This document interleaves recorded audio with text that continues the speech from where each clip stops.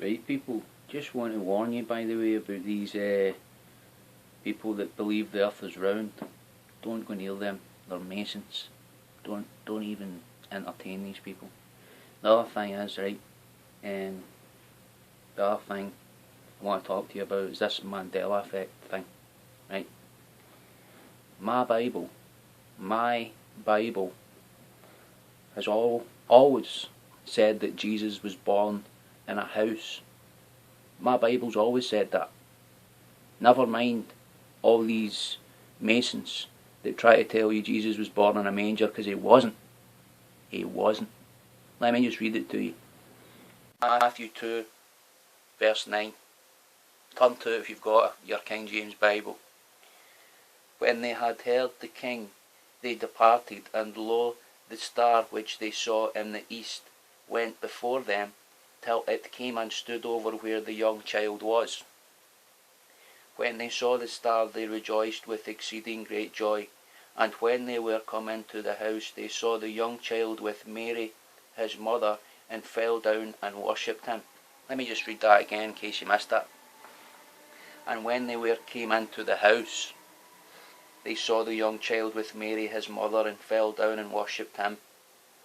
Okay, so it's always been house in my Bible. This is the word of God. Right, King James, basically, Jesus wrote this. Jesus actually wrote this. And this book is equal to Jesus. Right? If you have a King James Bible, you have Jesus. Right? And the other one is, right, Matthew 9. And I'll just read it out, because I've always talked about the parable of the bottles. Always talked about that. Let me just read this out to you. Neither do men put new wine into old bottles, else the bottles break. That's true, because when my dad was making wine, he never put them into old bottles, put them into new bottles. And when the wine runneth out, the bottles perish, but they put new wine into new bottles, and both are preserved. Because my dad had a King James Bible, and when he was making wine, he'd always buy new bottles for the wine, because this is the true teaching. It's nothing to do with wineskins. These evil masons trying to get you to believe that it's a parable of the wineskins. Another Christ. They have another Christ. Don't go near them. I'm warning you.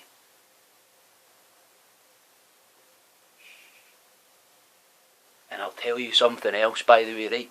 If you turn to 2 Corinthians chapter 11, verse 8,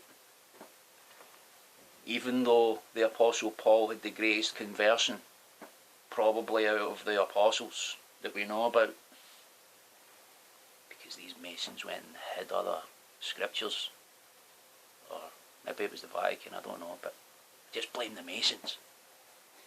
It says in the verse, I robbed other churches, taking wages off them to do you service. That's what the Apostle Paul did. He went around robbing churches so that he could do people a service, like as in robbing widows' houses and all that stuff. That's the same spirit that my Apostle Paul is of, the champion of the Christians. Went around robbing the churches. Everybody knows he did that. Everybody knows that. And that's why you get all your TV evangelists, like my favourite Joyce Meyer, and you get your Benny Hinn's, and you got all these people. Kenneth Copeland's my superstar. I love Kenneth Copeland. I aspire to be like Kenneth Copeland. It's just that, well, I need to get a bank account so that you can put money into it through PayPal, even though the guy that owns PayPal, I think, is gay. But that's alright. That's okay. Because I just hate masons.